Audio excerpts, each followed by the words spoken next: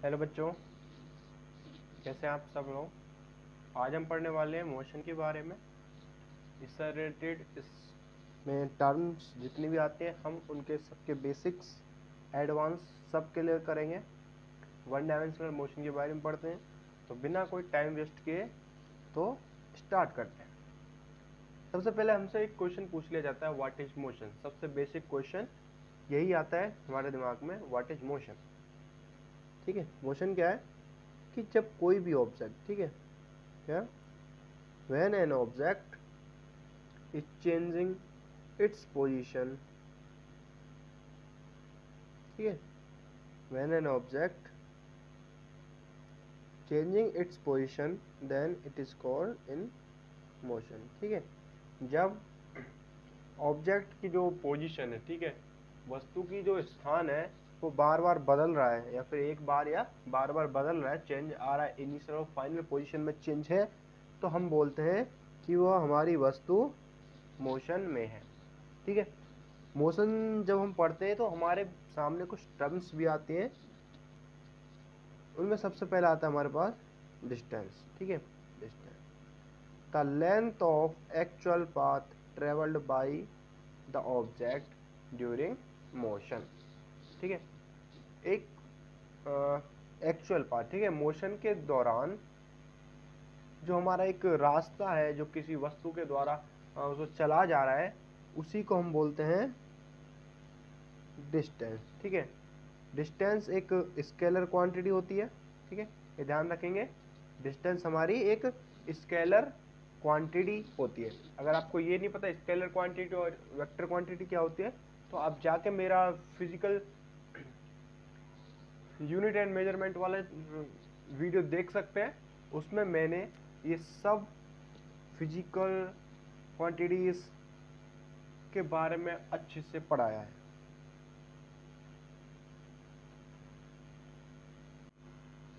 फिर नेक्स्ट आता है हमारे पास डिस्प्लेसमेंट। डिस्प्लेसमेंट होता है shortest distance between the initial and final position of an object during motion. ठीक है, जो स्टार्टिंग की पोजीशन थी और जो फाइनल पोजीशन, उन दोनों पोजीशन के बीच में जो कम से कम डिस्टेंस होगी, ठीक है, वही हमारी डिस्प्लेसमेंट बोली जाती है। ठीक है, डिस्प्लेसमेंट क्या है, शॉर्टेस्ट डिस्टेंस। ठीक है, क्या होना है, शॉर्टेस्ट डिस्टेंस। डिस्प्लेसमेंट हमारी एक वेक्टर क्वांटिटी होती है। वेक्टर क्वांटिटी में मैग्नीट्यूड और डायरेक्शन दोनों आता है, तो इस डिस्प्लेसमेंट में हमारे पास डायरेक्शन भी होती है, तो ये हमारे पास एक वेक्टर क्वांटिटी होती है। आपका डिस्प्लेसमेंट जीरो हो सकता है। ठीक है, डिस्प्लेसमेंट जीरो हो सकता है। ठीक है, ये कोई अगर आपका आंसर जीरो आ रहा है डिस्प्लेसमेंट का, तो इसमें कोई प्रॉब्लम नहीं है, आपका डिस्प्लेसमेंट जीरो हो सकता है। ठीक है, मान लेते हैं भाई हमने एक सर्कल है, ठीक है, हम इसमें ट्रेवल कर रहे हैं, हमने यहाँ से स्टार्टिंग करी है। ठीक है, ये हमारी स्टार्टिंग करी, हमने एक चक्कर पूरा करा। ठीक है, एक राउंड पूरा करके हम वापस यहीं पहुंच गए। अगर हमसे बोला जाए कि हमारे पास यहाँ डिस्प्लेसमेंट क्या है, तो हमारी इनिशियल पोजीशन भी यही थी एंड फाइनल पोजीशन भी यही थी, तो क्या होगा, मान लेते हैं भाई जीरो है यहाँ पे। ठीक है, यहाँ जीरो था, जीरो माइनस जीरो करें तो क्या होगा, जीरो आ जाएगा। तो इस तरीके से हम देख सकते हैं कि जो हमारा डिस्प्लेसमेंट था, एक जब हम किसी भी राउंड सर्कल में रनिंग करते हैं या फिर किसी भी चीज़ को घुमाते हैं, देन उसका जो डिस्प्लेसमेंट होता है वो हमारा जीरो होता है। फिर नेक्स्ट आता है हमारे पास speed. Speed distance travelled by the object per unit time. ठीक है, कि कितनी दूरी किसी ऑब्जेक्ट ने ट्रेवल करी है इन यूनिट टाइम, ये हमारे पास स्पीड कहलाता है। स्पीड का फॉर्मूला होता है डिस्टेंस अपॉन टाइम। ठीक है, स्पीड का फॉर्मूला होता है हमारे पास डिस्टेंस अपॉन टाइम। फिर आता है हमारे पास स्पीड कितने प्रकार की होती है। ठीक है,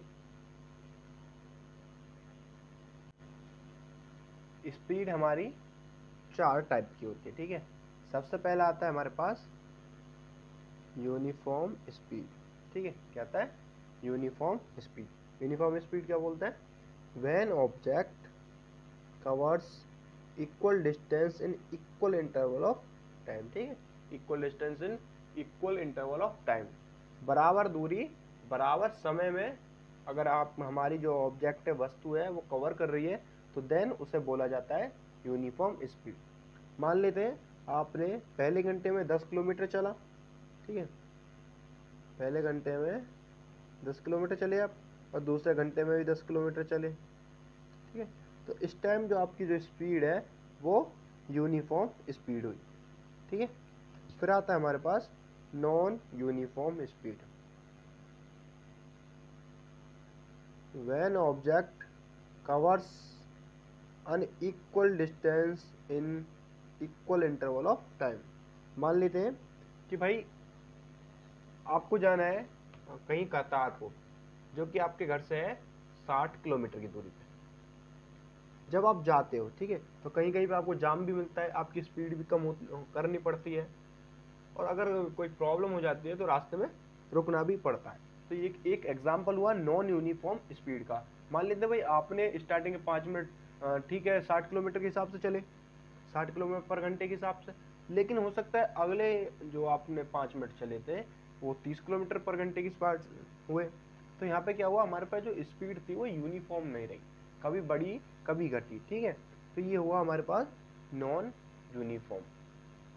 नेक्स्ट आता है हमारे पास average speed, the ratio of total distance travelled by the object to the total time taken, ठीक है। एवरेज स्पीड क्या है, एवरेज स्पीड एक रेशियो है, ठीक है, एवरेज स्पीड रेशियो है टोटल डिस्टेंस, ठीक है, total distance by total time, ठीक है। ये हमारे पास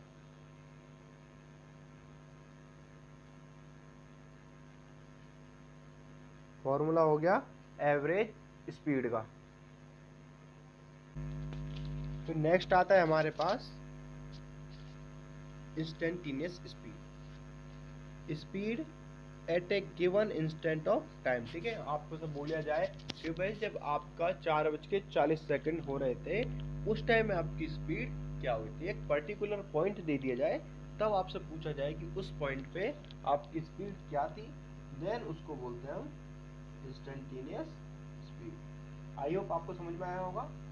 स्पीड से रिलेटेड आपके जो भी क्वेश्चन बनते हैं थ्योरेटिकली तो इसी से बनते हैं, आपके न्यूमेरिकली क्वेश्चन बन सकते हैं एवरेज स्पीड से, तो आपको वो फॉर्मूला याद रखना है। फिर नेक्स्ट आता है हमारे पास velocity, the time rate of change of displacement, ठीक है, क्या बोल रहा है, the time rate of change of displacement and object in a particular direction is called the velocity of object, ठीक है, टाइम रेट, ठीक है, क्या होता है हमारे पास डिस्प्लेसमेंट अपॉन टाइम, ठीक है, ये हमारे पास फॉर्मूला होता है वेलोसिटी का, ठीक है, यानी कि वेलोसिटी एक रेशियो है डिस्प्लेसमेंट बाय टाइम का, डिस्प्लेसमेंट बाय टाइम का एक रेशियो है वेलोसिटी। वेलोसिटी भी हमारे 4 टाइप की होती है। सबसे पहली होती है uniform velocity, when an object undergoes equal displacement in equal interval of time, ठीक है। स्पीड में क्या हो रहा था, स्पीड में हम डिस्टेंस कंसीडर कर रहे थे, वेलोसिटी में हम डिस्प्लेसमेंट कंसीडर करते हैं, ठीक है। When an object undergoes equal displacement in equal interval of time, ठीक है। मान लेते भाई 1 घंटे में उसका डिस्प्लेसमेंट अगर 30 है तो अगले घंटे में भी अगर वो 30 है, ठीक है, तो देन हमारे पास वो कह लिया जाएगी भाई वो यूनिफॉर्म वेलोसिटी है।